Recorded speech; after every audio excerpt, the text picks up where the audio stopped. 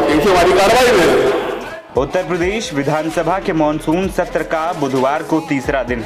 यहाँ 24 घंटे तक सदन की कार्यवाही चलने वाली। दिन में 11 बजे से शुरू होकर अगले दिन यानी कि 14 अगस्त को 11 बजे तक नॉन स्टॉप सदन जारी रहेगा। इस दौरान भारतीय जनता पार्टी की तरफ से 28 मंत्रियों की ड्यूटी शिफ्ट वाइज लगाई गई है। इन्हें 6 शिफ्ट में बांटा गया है। शाम से लेकर पूरी रात और अगले दिन तक के लिए रोस्टर भी जारी किया गया है। आखिर कौन सा मंत्री किस वक्त विधानसभा में मौजूद रहेगा और कौन कौन से प्रस्ताव इस दौरान विधानसभा में पेश हो सकते हैं, सब आपको बताएंगे। यूपी विधानसभा में 24 घंटे चलने वाले सदन की कार्यवाही सुबह 11 बजे बुधवार से शुरू होगी और गुरुवार सुबह 11 बजे तक लगातार जारी रहेगी।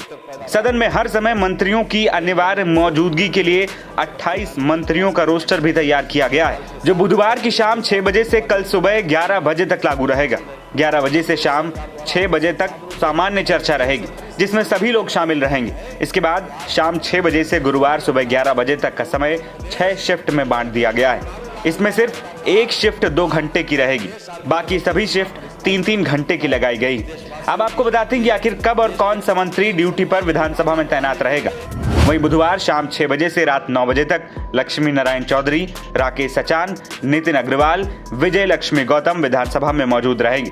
रात 9 बजे से 12 बजे तक योगेंद्र उपाध्याय, कपिल देव अग्रवाल, सतीश चंद्र शर्मा विधानसभा में रहेंगे। वहीं रात 12 बजे से तड़के 3 बजे तक अनिल कुमार, दयाशंकर सिंह, दयाशंकर दयालु, ब्रजेश सिंह।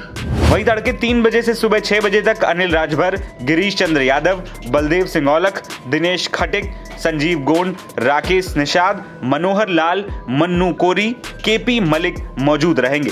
वहीं गुरुवार सुबह 6 बजे से 9 बजे तक जयवीर सिंह, नंदगोपाल गुप्ता नंदी, संदीप सिंह, रविंद्र जायसवाल, सोमेंद्र तोमर विधानसभा में रहेंगे। सुबह 9 बजे से 11 बजे तक जो शिफ्ट आखिरी होगी, इसमें सूर्य प्रताप शाही, संजय निषाद, गुलाब देवी और रजनी तिवारी की मौजूदगी रहेगी। महत्वपूर्ण विषय यह है कि भविष्य के लिए सोचकर आज कार्य योजनाएं बनानी चाहिए। कभी कभी शॉर्ट टर्म योजनाएं बनती हैं जिसका तत्कालिक लाभ तो होता है, लेकिन दीर्घकालीन उसका फायदा नहीं होता।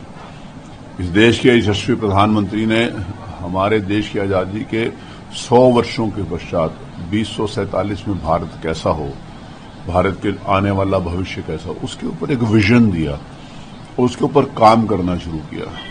और उसी आधार के ऊपर माननीय प्रधानमंत्री जी के द्वारा ये अपेक्षा करेगी कि हर स्टेट भी अपना विजन बनाए 2047 का। उत्तर प्रदेश में इस विजन को लेकर माननीय मुख्यमंत्री जी ने और सरकार ने ये निर्णय लिया कि इसकी विधानसभा में 24 घंटे अनवरत चर्चा कराई है। विधानसभा के माननीय सदस्यों के द्वारा उसके ऊपर अपना विजन रखा जाए, अपने सुझाव दिए जाएं, कोई कमियां हैं तो उस सुधार के लिए अपनी बात कही जाए, क्योंकि लोकतंत्र चर्चा और परिचर्चा का एक सशक्त माध्यम का जो है उसका सबसे महत्वपूर्ण प्लेटफॉर्म विधानसभा और पार्लियामेंट है। तो विधानसभा में इसकी चर्चा हो और उस चर्चा के बाद सरकार ने निर्णय लिया कि जनता के बीच में जाएंगे कि ये बात है, ये विषय आए, जनता को सुझाव दिया जाएगा। उसके बाद एक फाइनल विजन डॉक्यूमेंट 2047 का बनेगा उत्तर प्रदेश का, जो फिर विधानसभा में पेश होगा और फिर उसके ऊपर चर्चा होगी। तो मुझे विश्वास है कि एक जो विजन आने वाले भविष्य का, हमारे बच्चों का, आने वाली पीढ़ी का, जिस भारत के स्वर्णिम इतिहास को लिखने का एक भविष्य होगा, उसके ऊपर चर्चा उत्तर प्रदेश के नाते से हम क्या सहयोग कर सकते हैं, उत्तर प्रदेश की जनता के लिए क्या सहयोग कर सकते हैं, उत्तर प्रदेश के विकास के लिए क्या सहयोग कर सकते हैं, उत्तर प्रदेश की प्रगति के लिए क्या सहयोग कर सकते हैं, और निश्चित रूप से उत्तर प्रदेश में आने वाले नौजवानों के लिए क्या कर सकते हैं, किसानों के लिए क्या कर सकते हैं, मजदूरों के लिए क्या कर सकते हैं। इन सारे के ऊपर बातों के ऊपर चर्चा अनवरत 24 घंटे होगी। गौरतलब है कि इस दौरान विकसित भारत विकसित उत्तर प्रदेश 2047 विजन डॉक्यूमेंट पर विशेष चर्चा होगी, जो करीब 17 से 18 घंटे तक लगातार चलेगी। विजन डॉक्यूमेंट के जरिए योगी सरकार प्रदेश के विकास को लेकर अपना विजन पेश करेगी। वहीं विपक्ष इस दौरान सदन का बॉयकॉट करने की भी बात कह रहा है। वहीं सरकार की तरफ से विधानसभा में 28 और विधान परिषद में 18 मंत्री बोलेंगे। मुख्यमंत्री योगी आदित्यनाथ कल चौथे दिन सदन को विजन डॉक्यूमेंट 2047 के मुद्दे पर संबोधित भी करेंगे। एनबीटी ऑनलाइन की रिपोर्ट।